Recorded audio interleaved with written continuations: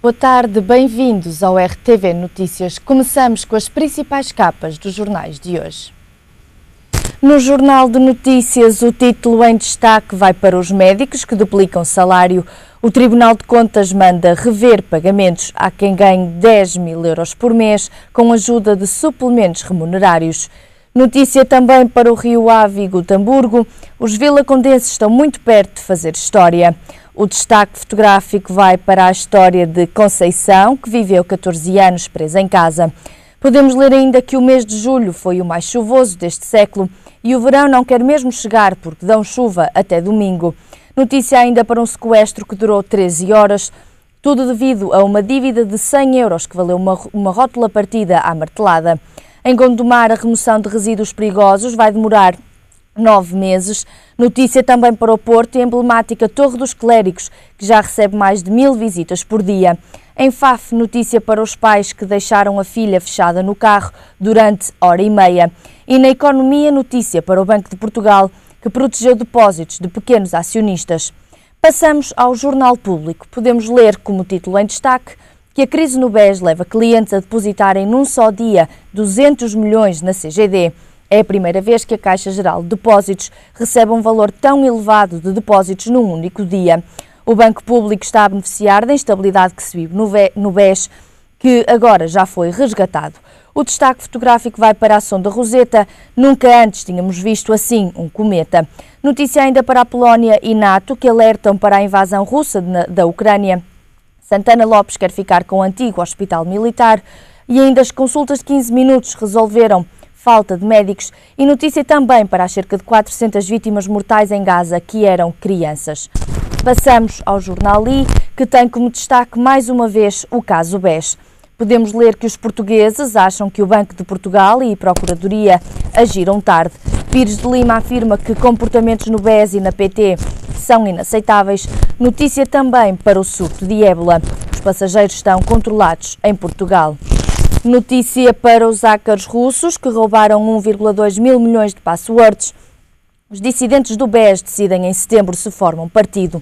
Lemos ainda no Benfica que alternativas tem Jesus para vencer a Supertaça. E destaque para o Monte Branco, a investigação da revista Sábado revela que Sócrates foi escutado.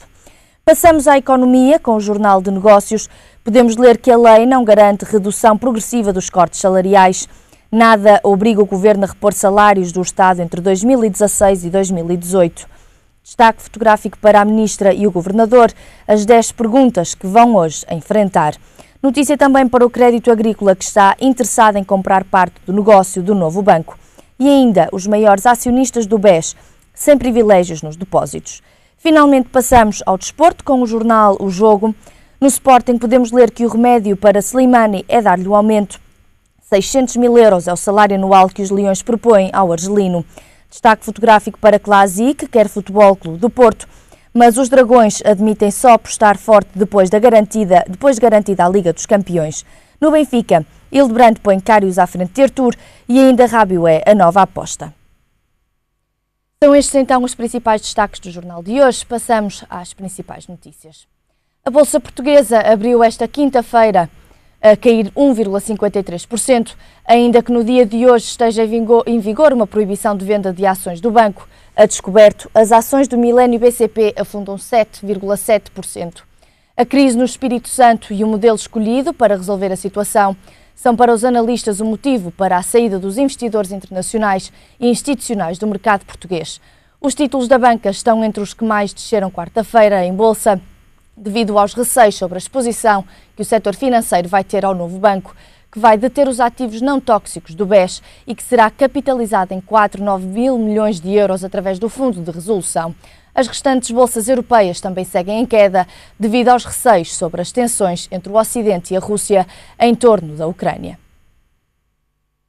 Zain Al Baba formalizou a sua saída da PT Portugal e de todas as empresas onde tem cargos no operador histórico português. Armando Almeida é o novo presidente executivo. Zeinal Bava, presidente da Oi, deixará de exercer o cargo de presidente do Conselho de Administração da PT Portugal, SGPS, e todos os cargos de administração num prazo previsto para 30 dias. O gestor permanecerá à frente da administração da Oi, dedicando-se ao crescimento e sucesso da empresa, e irá trabalhar para a otimização das sinergias entre as atividades desenvolvidas pelas companhias Oi no Brasil e em Portugal. As mudanças na PT ocorrem pouco mais de um mês depois de ter sido noticiado que a PT tinha aplicado 897 milhões de euros em dívida de curto prazo da Rio Forte, uma empresa do Grupo Espírito Santo que pediu proteção de credores. A alteração da Lei das Rendas, prometida até ao final de junho pelo Governo, está atrasada. Além disso, há uma alteração que não vai levar adiante: o alargamento do período de proteção dos mais pobres. Após 2 anos da nova Lei das Rendas estar em vigor, o Governo já descartou uma alteração, a de aumentar o período de proteção de 5 anos para quem tem dificuldades económicas. O novo regime do arrendamento urbano prevê um período de proteção para os mais pobres que durará até 2017, mas a partir daí o Estado deixará de assegurar o congelamento do aumento das rendas. Assim, ficará apenas disponível para as pessoas mais carenciadas outros regimes de apoio ao arrendamento, como a renda social ou o arrendamento social. O Ministro do Ambiente, do Território e Energia, Moreira da Silva, prometeu uma alteração à lei até ao final de junho, mas com o fecho da Assembleia da República e as férias, a solução deverá ser remetida para mais tarde. A alteração deverá surgir nos próximos meses e terá em conta todas as propostas feitas no último relatório da Comissão de Acompanhamento do novo regime de arrendamento urbano. Os fogos atingem mais os concelhos despovoados e com poucos bombeiros. A conclusão é de um estudo da Universidade do Minho e do Politécnico de Viseu. É nos concelhos despovoados, com menos bombeiros e com fraca aposta dos municípios na prevenção ambiental, que os fogos causam maiores danos. Paulo Reis Mourão, da Universidade do Minho, e Vítor Martinho, do Instituto Politécnico de Viseu, chegaram a esta conclusão depois de, na última década, terem avaliado os incêndios e as áreas ardidas nos municípios portugueses. Os dois professores concluem ainda que a profissionalização do setor melhorou a remuneração, preparação e seleção de operacionais. Ainda assim, minimizou as virtudes da ação voluntária realizada durante dezenas de anos. Por isso, sugerem que no combate aos incêndios haja uma gestão integrada entre bombeiros e o voluntarismo dos cidadãos e das associações, e uma melhor gestão das matas a nível infra e supramunicipal, além da articulação de proprietários, associações, corporações e proteção civil em planos de sustentabilidade ambiental e um quadro legal mais eficaz. Recorde-se que só no último verão morreram 9 bombeiros e arderam mais de 140 mil hectares de floresta. Choveu no mês de julho como não chovia há mais de uma década e a temperatura máxima foi a terceira mais baixa do século. O mês de julho foi o mais chuvoso do século e as temperaturas que se fizeram sentir foram abaixo do normal. Já se sabe que o verão anda tímido e, segundo o Instituto Português do Mar e da Atmosfera, o mês classificou-se como chuvoso a muito chuvoso em grande parte do território, devido à ocorrência de aguaceiros fortes. Exceção feita às regiões de Lisboa, Setúbal e Costa Vicentina. Os valores da quantidade de precipitação no mês de julho foram muito superiores ao valor normal. O documento do Instituto Português do Mar e da Atmosfera revela igualmente que a temperatura média no mês passado foi de 21,4 graus Celsius, ou seja, 0,63 graus inferiores ao valor normal. O verão é falado e desejado, mas a verdade é que as temperaturas quentes não se têm feito sentir. Resta esperar por um mês de agosto mais solarengo e mais quentinho, para que os portugueses que vão de férias possam gozar de dias quentes de verão. Um estudo científico mostra que o consumo diário de aspirina pode reduzir o risco de contrair diversos tipos de cancros, mas o seu consumo prolongado pode causar graves problemas de saúde. Quase que podemos dizer que uma aspirina por dia dá saúde e alegria. Se tem entre 50 e 65 anos, fica a saber que o consumo diário de uma aspirina pode reduzir as hipóteses de contrair cancro. Uma equipa de investigadores da cidade de Londres concluiu que poderiam ser evitadas mais de 130 mil mortes em 20 anos com uma aspirina por dia, todos os dias, na população entre os 50 e os 65 anos, durante um período máximo de 10 anos. A aspirina foi desenvolvida originalmente para ser um analgésico e antipirético, mas já se provou que pode reduzir os riscos de ataque cardíaco e derrames. A grande questão agora é saber se os benefícios do consumo diário de aspirinas superam os malefícios.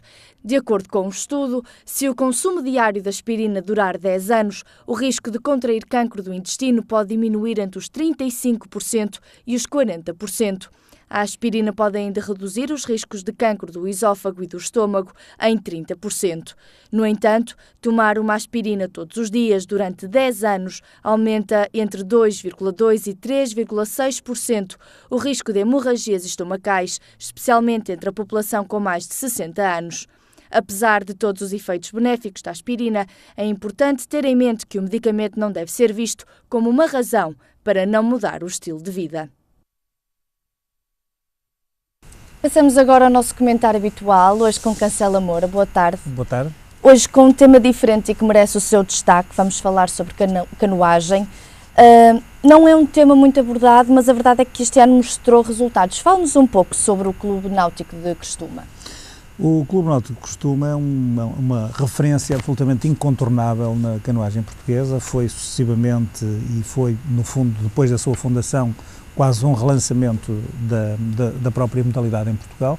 Os seus dirigentes, inclusivamente, chegaram a ter também desempenho ao nível da própria Federação Portuguesa de Canoagem e os seus atletas, alguns deles, participaram pelas primeiras vezes, inclusivamente, nas competições internacionais, nomeadamente nos Jogos Olímpicos. Isto atendendo à comunidade em que está integrado um clube, ou à dimensão de uma comunidade como é Crestuma, é evidente que projeta desde logo um clube destes além fronteiras e pelo menos dá-lhe um cariz absolutamente incontornável nesta modalidade. O clube tem vindo a sofrer, depois de uma fase menos boa, nos últimos anos e após a realização do próprio Campeonato do Mundo em Portugal, onde houve uma coorganização do Clube Náutico com a Federação Portuguesa de Canoagem, tem vindo nos últimos anos, como eu diria, a recuperar essa imagem de referência na canoagem. Resultados positivos. Os resultados muito positivos, primeiro porque eu julgo que é de saudar, porque também os valores individuais, no fundo, também fazem o coletivo. Julgo que o regresso eu já fiz referência aqui uma vez a isso, o regresso de Joana Sousa trouxe alguma qualidade em termos transversais, porque numa modalidade desta natureza contam todos os pontos em termos coletivos, desde os infantis aos séniores, desde os masculinos aos femininos, e portanto é importante que assim seja.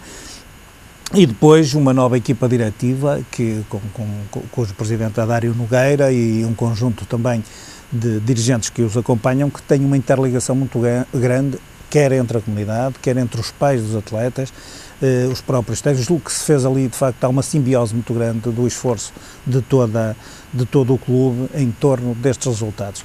O resultado mais recente foi o passado fim de semana, que foram os campeonatos nacionais de velocidade, não naquele fim de semana, porque estes campeonatos são disputados em duas alturas diferentes, mas no cômputo geral o Clube Náutico de Crestuma alcançou o segundo lugar por equipas, tendo sido ultrapassado pelo Clube Náutico de Ponte de Lima, e em terceiro lugar ficou o Clube Náutico do Prado. A explicação aqui, no fundo, tem a ver com o que eu disse, tem a ver com as diversas classificações por escalões e género, e pelo menos pela obtenção dos próprios pontos. Na verdade, o Clube Náutico, apesar de ter ficado em segundo lugar, foi o clube que teve um maior número de pódios, por assim dizer. Teve 19 campeões, teve 9 medalhas de prata e 7 de bronze. Portanto, o Clube Náutico neste momento está relançado para consolidar, pelo menos dentro da modalidade, o resultado que estaria a almejar do trabalho, que eu acho como um bocadinho analista do trabalho excelente que se está a fazer ao nível dos escalões de formação, e portanto julgo que este terá sido o maior relevo do Clube Náutico neste passado mais recente. Marcelo Mourão, um atleta de costume que vai representar nos Jogos Olímpicos da Juventude. Sim, eu antes de falar de Luís Ferreira, que eventualmente que vai disputar a partir do dia 16 deste mês os Jogos Olímpicos da Juventude, que são a sua segunda edição na China, eu gostaria só de dar aqui referência exatamente, ou fazer aqui o relevo de alguns atletas que eventualmente ajudaram a que o clube possa estar neste momento nesta posição. Como digo, ao nível dos séniores, eu julgo que no setor feminino importará destacar, como disse a Joana Sousa, relativamente, portanto, aos escalões inferiores. O Edgar Vieira acabou por, e julgo que é surpreendente, porque no fundo, mas o Edgar Vieira foi campeão nacional por 2 vezes nestes campeonatos. Também destacar o Marco Apura, que estamos a falar de um cadete, que eu já expliquei, que é uma espécie de juvenis, portanto são ainda mais novos. Da Daniel Batista, em femininos, nomeadamente em C1, que também foi campeã, e depois, a par do Luís Ferreira, há aqui um K4 muito interessante, que é do Adriano Conceição, do Luís Ferreira, do Francisco Lino e do Nuno Cruz, que acabam por ser esperanças muito grandes do clube e que também foram campeões nacionais. E para não ser maçador, tentar falar num K4, que também exige um bocadinho de coordenação, mas os infantis, portanto são mesmo do escalão infantil, que também foram campeões nacionais, que é o João Dias, o Leonardo Lopes da Silva, o João Castro da Silva e o Hernando Silva. Julgo que, eventualmente, este leque de atletas acaba com a coordenação do próprio João Gomes, que é um veterano, que também foi campeão nacional, mas com um conjunto depois de colaboradores, nomeadamente da parte técnica, como o Hugo Guedes, como o Elim Carrizo, a própria Joana Sousa, a Adélia Barbosa, que no fundo fazem um trabalho que tem merecido, no fundo, ou deveria merecer um pouco mais de atenção relativamente à própria modalidade. Relativamente ao Luís Ferreira, julgo que é um fenómeno, é um costumense e, portanto, até sente o clube de uma forma que eu sei muito diferente e muito mais sentida que todos os outros, com certeza. Por ser da terra e eventualmente tem 16 anos e, portanto, é de facto uma grande esperança do clube, em face da margem de progressão que terá no futuro. Julgo que é chamado neste momento a uma responsabilidade que ele próprio há de saber interiorizar melhor que nós na própria pista e, portanto, nós teremos que deixar para ele, ou reservar para ele essa adaptação, essa pressão, se quisermos assim, em termos desportivos. Mas estamos a falar de uns Jogos Olímpicos. Os Jogos Olímpicos da Juventude são uma versão juvenil dos Jogos Olímpicos, para jovens entre os 14 e os 18 anos. Esta é a segunda edição, portanto, o Comitê Olímpico Internacional entendeu fazer para a juventude uma versão dos Jogos Olímpicos de verão e de inverno. Nós estamos a falar daqueles que se vão realizar agora em Nanjing, na China, este mês. A próxima edição, por curiosidade, será em Buenos Aires, e será daqui a 4 anos, em 2018. E esta participação é a única participação nacional, por isso é que eu digo que tem alguma responsabilidade, é a única participação nacional. Ele vai participar no K1 Slalom e no K1 Velocidade, portanto o único representante da canoagem vai ser ele. Portanto, está a colocar Portugal em canoagem lá fora. Exatamente, é o único representante da modalidade. Eu quero dizer que Portugal apresentará 21 atletas, a missão portuguesa tem 21 atletas, com 10 modalidades, e que já agora, além da canoagem, passam pelo atletismo, pelo ciclismo, pela ginástica, pelo judo, pela natação, pelo pentatlo moderno, pelo ténis de mesa, pelo triatlo e pela vela. E, portanto, eu julgo que esta participação do Luís Ferreira num evento de dimensão universal, estamos a falar de 173 países, estamos a falar de milhares de atletas, entre os quais as delegações mais numerosas são a China ou o Brasil, e estamos a falar de cerca de 140 pessoas, 140 jovens da China e cerca de 100 do Brasil que vão participar. Portanto, há aqui uma grande dimensão, um evento à escala universal, e eu julgo que isto é um grande desafio para um jovem que tem 16 anos e julgo que é também um prémio bastante grande para um clube como o Clube Náutico Costuma, que vê um dos seus quadros mais jovens como eu disse, uma das suas maiores promessas a participar desde já numa competição internacional desta natureza. Falou há pouco em Edgar Vieira e juntamos também António Conceição, que foram selecionados para comparecerem ao estágio da Seleção Nacional de Pista e com vista a representar em Portugal. Exatamente, isso é outra das referências que o Clube Náutico tem neste momento. São esperanças olímpicas? Esperanças olímpicas porque nos anos em que não se realiza campeonato internacional, costuma haver uma regata internacional, que este ano se vai realizar na Eslováquia, em setembro, e portanto a Federação Portuguesa teve que fazer aquilo que designam em termos técnicos de controle para permitir e selecionar quais são os atletas que efetivamente poderão participar. O Clube Náutico, fruto até da excelente participação, e estes dois foram campeões nacionais, esse controle designou que Edgar Vieira e António Conceição pudessem eles próprios integrar o estágio e serem também selecionados para representar Portugal nesta regata olímpica e, portanto, neste campeonato de esperanças olímpicas que se vai realizar na Eslováquia. É evidente que, a par desta participação de Luís Ferreira, estamos a falar de dois jovens exatamente, mais coisa, menos coisa, da mesma idade, são excelentes referências para aqueles que ainda são mais novos, para aqueles que estão a iniciar a própria modalidade e, sobretudo, para um clube que se projeta na modalidade e que quer consolidar os seus resultados esportivos da forma com que o tem feito. Até diria que seria também importante aqui relevar o seguinte: também atendendo à própria dimensão que a própria comunidade tem, nós estamos a falar de uma população de cerca de 2.600 pessoas, o esforço que os dirigentes, os atletas emprestam, e eu abri aqui um parênteses para dizer que estes atletas, na sua grande e esmagadora maioria, treinam 2 vezes por dia, todos os dias, portanto estamos a falar de atletas que, sendo de uma modalidade amadora, fazem muitas vezes, em termos de rigor e portanto, de dedicação à própria modalidade, muito mais que alguns atletas profissionais. Julgo que nada melhor do que estes prémios, do que estas chamadas à seleção, estas representações na própria modalidade, porque estamos a falar da modalidade que foi medalhada, a única medalhada nos Jogos Olímpicos, que acho que ganhou uma maior dimensão e, no fundo, também retrata um bocadinho a vivência da própria comunidade, que é uma encosta do Rio Douro com o próprio Rio Douro, e, portanto, julgo que há aqui um casamento feliz entre aquilo que podem ser as novas gerações, ou os valores das novas gerações, numa modalidade como esta, a canoagem em costume. Podemos também falar um pouquinho dos campeonatos do mundo de velocidade em canoagem. Já agora, os campeonatos do mundo de velocidade estão a decorrer neste momento em Moscovo. Aquilo que há de resultados neste momento são resultados muito positivos. Em K1000, o Fernando Pimenta ganhou a respectiva eliminatória e está nas meias finais. Também o Emanuel Silva e João Ribeiro ganharam a sua eliminatória em K2000 e estão nas meias finais. Portanto, tudo a decorrer dentro daquilo que estava esperado.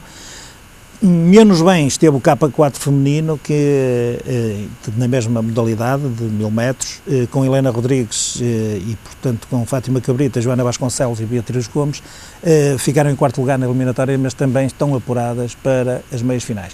Espera-se que, obviamente, agora, nas próprias meias finais, qualquer uma destas embarcações possa eventualmente passar à final e provavelmente ao pódio, que não seria, no caso dos masculinos, não seria absoluta surpresa, pelo contrário, efetivamente até seria expectáveis ou será expectável que possam eventualmente ter resultados muito positivos.